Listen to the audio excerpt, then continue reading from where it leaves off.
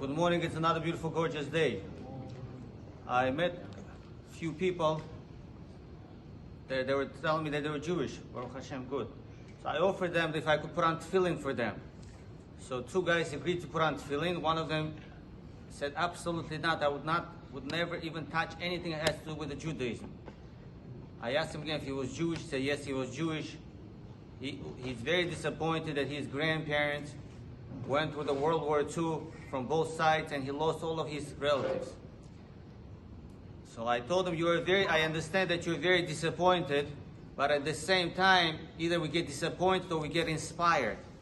When we all look at the story of the World War II, we're all disappointed. We lost 6 million Jews. But you know what? I am inspired that we're still alive today. As he was telling me the details of the story, you get even more inspired. He as a little boy, he lost his parents. He lost his parents in Germany. And years later, he meets his parents on the boat. What are the chances? How many people could fit in the boat and you find your parents? Going through the forest, not going directions, no food, no hope, and they still met. Rabotai, we all have similar stories in our lives. Do we get inspired or we get disappointed? This is the whole idea of emunah. So a person sees what they want to see. We would speak a lot about thinking positive, negative, but it has to be inside of us. It's not like one day I'll start thinking positive or negative. You have to feel and see Hashem in everything and everywhere.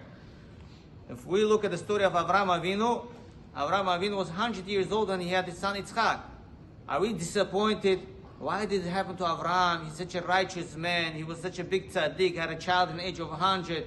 Or you are inspired, like, wow, Ma Rabu Ma'asech Hashem. Hashem, you're incredible. You gave a person a child in the age of 100. It wasn't possible. Sarah Yemen had a child, she was 90 years old. What are the chances? Are we inspired or are we disappointed? Rabotai, we all have a lot of stories in our lives with our family members in the business, at home, at work, on the street.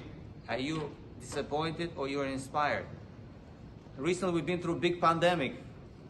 It wasn't a pandemic just in the USA, it was all over the world. Yes, we lost a lot of people.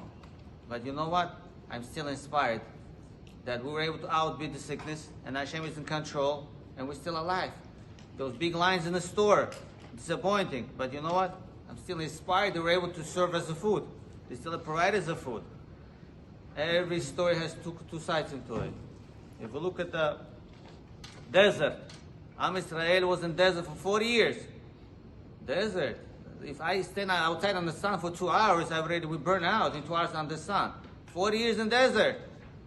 And they're lost. We get lost within 10, 15 minutes. We get into big panic attack, anxiety. You get lost. They're lost for 40 years. You know what? We're still inspired because they made it through. Hashem is in control.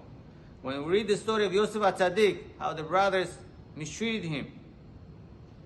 They threw him into the pit with the snakes and scorpions, then they sold him, he was oversold, and he was oversold, and ended up being by Potiphar, but innocent boy ends up being in jail.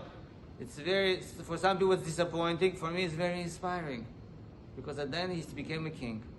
He was able to save the world from the hunger. So every story has two sides into it. Which side do you choose? What do you see?